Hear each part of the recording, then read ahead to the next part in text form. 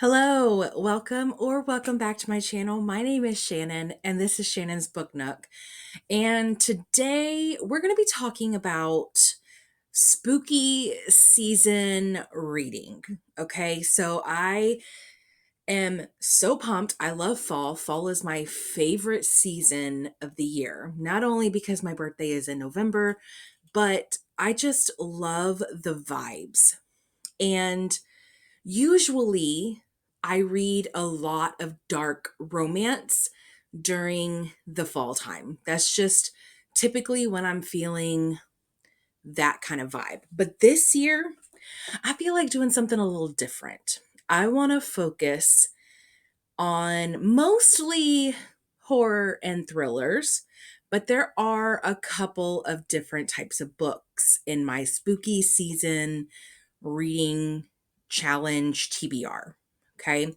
So let's get into the books that I want to read in September, October, and November. Now, let me preface this by saying that this is not like my entire TBR. It's just some of the books that I hope to pick up during those 3 months. Will I be reading other stuff in September, October, and November? Absolutely. This is not an extensive list. This is not everything I'm going to read for those 3 months. This is just books that I hope to pick up in those 3 months during fall, during spooky season. So let's get into it. So, the first book I want to talk about is by an author that I have read from before and enjoyed one book and thought the other one was a little far fetched. I don't know. So, this book is by Grady Hendrix and it is the Final Girl Support Group. And it's a horror. So, it's probably going to be a little graphic. It says in horror movies, the final girls are the ones left standing when the credits roll. They made it through the worst side of their lives, but what happens after? From chainsaws to summer camp slayers, Grady Hendrix's fast-paced and wickedly humorous thriller, The Final Girl Support Group, pays tribute to and slightly subverts our most popular horror films. Movies like the Texas Chainsaw Massacre, A Nightmare on Elm Street, and Scream. Lynette Tarkington is a real-life final girl who survived a massacre. For more than a decade, she's been meeting with 5 other final girls and their therapist in a support group for those who endured the unthinkable, working to put their lives back together. Then one woman misses a meeting and Lynette's worst fears are realized. Someone knows about the group and is determined to rip their lives apart again, piece by piece. Love it. So the first book that I read by Grady Hendrix was the Southern Book Club's Guide to Slaying Vampires, and I had a really good time with that. And then the next one I read was How to Sell a Haunted House. That one was a little weird, not gonna lie. It There was some things that happened in that book. If you know, you know, it was a little weird. So I'm excited to get back into this and hopefully I will like it. The next book that I have is also by an author that I have read before. I actually recently read book 1 in this series. This is book 2, which is Killer Instinct by Jennifer Lynn Barnes. Book 1 was called The Naturals. And if you like Criminal Minds, this is a series that I highly recommend because it's definitely got some Criminal Mind vibes. This is a young adult series, and it says friendship, romance, serial killers, the naturals are on the case. So Casey, I keep calling her Casey. Her name is Cassie. Cassie Hobbs has a gift for profiling people. Her talent has landed her a spot in the elite FBI program for teens with innate criminal solving abilities and into some harrowing situations. After barely escaping a confrontation with an unbalanced killer obsessed with her mother's murder, Cassie hopes she and the rest of the team can stick to solving cold cases from a distance. But when victims of a brutal new serial killer start turning up, the naturals are pulled into an active case that strikes too close to home. The killer is a perfect copycat of Dean's incarcerated father, a man whom Dean would do anything to forget. Forced deeper into a murder psyche than ever before, will the naturals be able to outsmart the killer's brutal mind games? I'm excited about this. I really enjoyed book one, and I hope to enjoy book number two. All right, up next, I have Hidden Pictures by Jason Reklulak. Hope I said that right. I have no idea what this is about, but I saw Hannah recommend reading it, and she says that you need to have the book because there are some things that you need to see in the book to get the full scope of kind of what's going on and how creepy it is. So I bought the book, and there are some interesting things already. I just flipped through. I should have done that. All right. So it says Mallory Quinn is fresh out of rehab when she takes a job babysitting Ted and Caroline Maxwell's 5-year-old son, Teddy. She immediately bonds with this sweet boy, who is never without his sketchbook. His drawings are the usual fare: tree, rabbits, balloons. But one day he draws something different: a man dragging a woman's lifeless body. Then his stick figures evolve into increasingly sophisticated sketches depicting one disturbing scene after another. Is Teddy troubled, or is he channeling forces he cannot possibly understand? Knowing just how crazy it all sounds, Mallory must decipher the images and save Teddy before it's too late. I've not read from this author before, but this already feels super creepy. Because, we got a kid who's drawing some really, really creepy pictures. And yeah, so we'll see how that goes. Oh gosh. Next is a very, very short, I don't even know if we can call it a novella because it's only like 66 pages. It's very short. Maybe just a short story. Okay. I got this in a book box when I was doing like the 12 days of Christmas. And the person who made the box, puts together a bunch of books that they hope that we'll like. And this was in that box. And it says, at the behest. Oh, by the way, this is called The Barn. It's by Doug Campbell and John Casey. I have not read anything by either one of those authors. And so the back says, at the behest of his brother John, Keith Conway returns home to New England after a long absence. Their mother's health is in decline, and she may not have much time left. A cryptic message from her leaves them wondering if their grandfather's death decades ago was in fact a freak accident, or if there may have been foul play. Though John puts up with Keith's attempts to discover the truth, he ultimately sours on it. Keith presses on, all the time unsure if he's helping or hurting his family. He wonders as well if the truth is as sinister as it seems, and whether it might be best for all involved to leave it buried. So this will be a really quick read since it is just 66 pages and the print is pretty big on the page. So I look forward to getting this read in the fall. So let's see what's next. All right, so the next book, I'm not quite sure if it's really a thriller, but the cover is giving me fall vibes. So that's why I'm putting it in this list. And it's called The Moon, the Stars, and Madame Borova by Ruth Hogan. So this cover is just giving me all the fall vibes. So that's why I'm thinking this might be good. This is a book that I got when I was doing the book drop. I only got like 3 or 4 books from them because I did like a 3-month subscription to try it out. And I really enjoyed it. But have I read any of the books that I got from the book drop? That would be a no. So this is one that is on my 24 books in 2024. So actually, you know what? I think the rest of the books are all 24 in 24.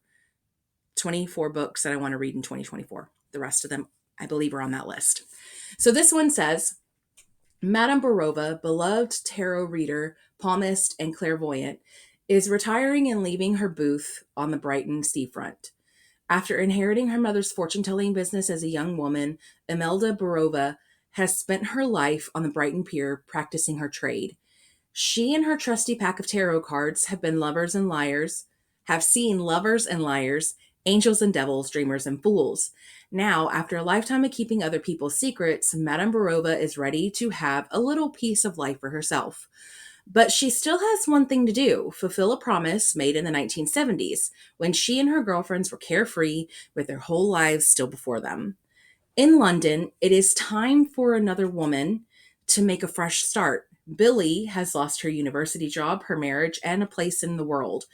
And then a sudden and unlikely discovery leaves her very identity in question. Determined to find answers, she must follow a trail, one that leads to Brighton and the pier, directly to Madame Borova's door.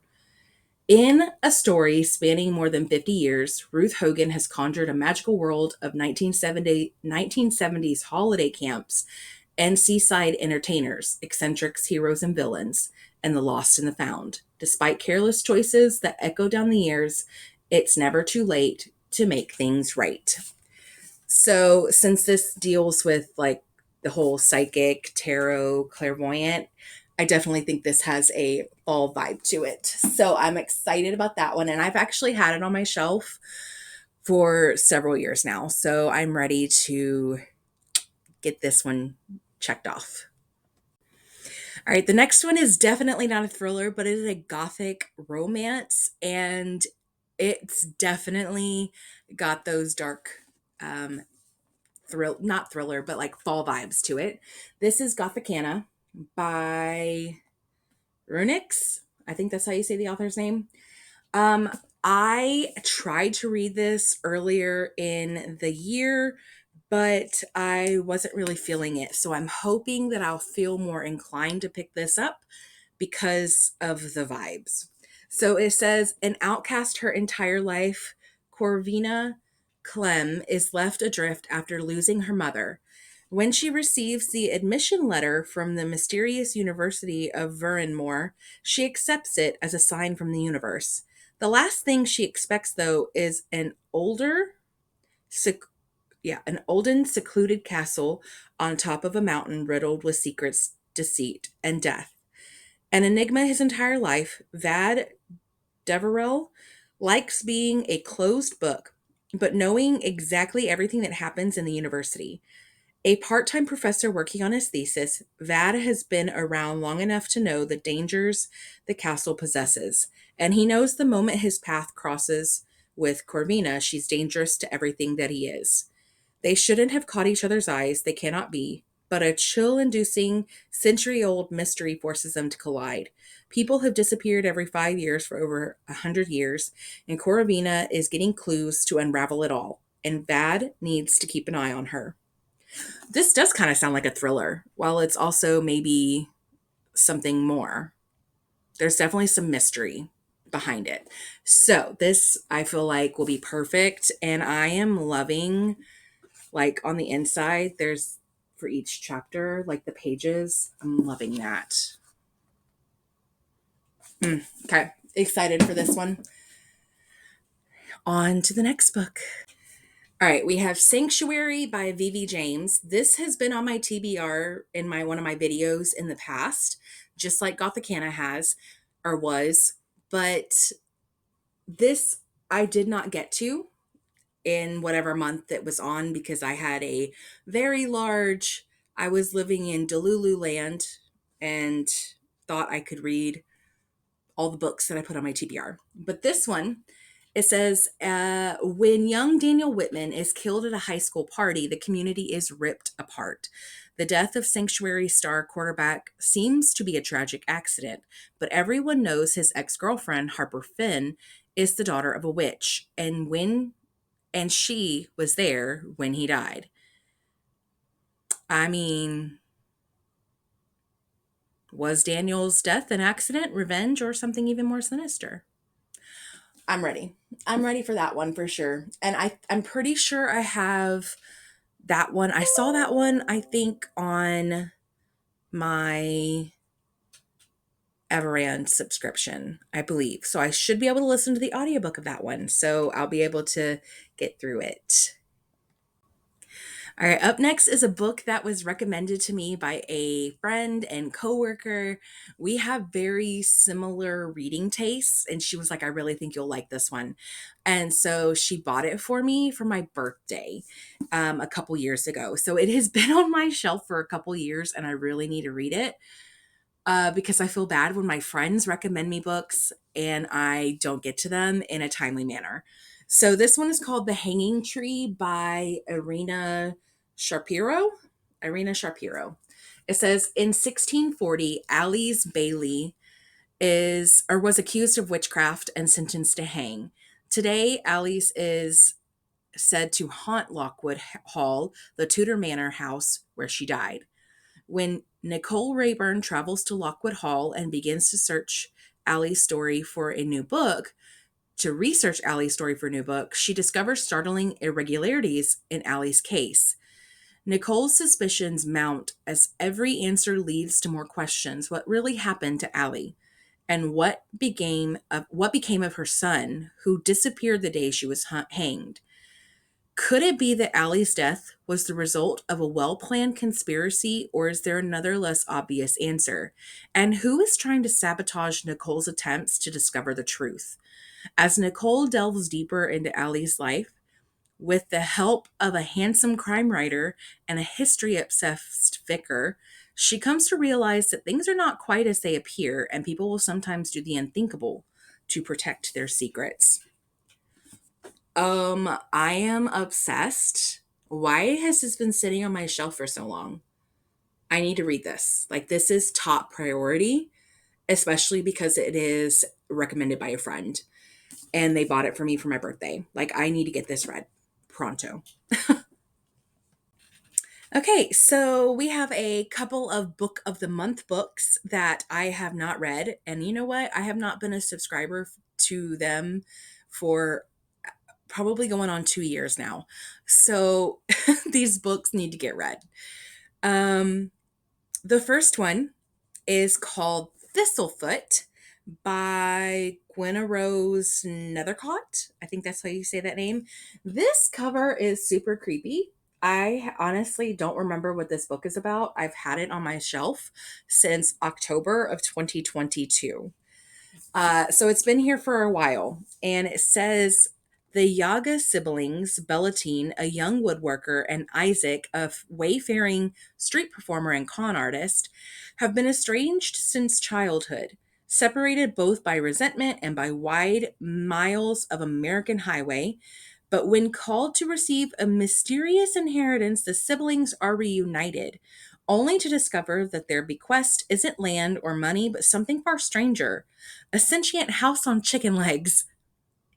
Thistlefoot, as the house is called, has arrived from the Yaga's ancestral home in Eastern Europe, but not alone.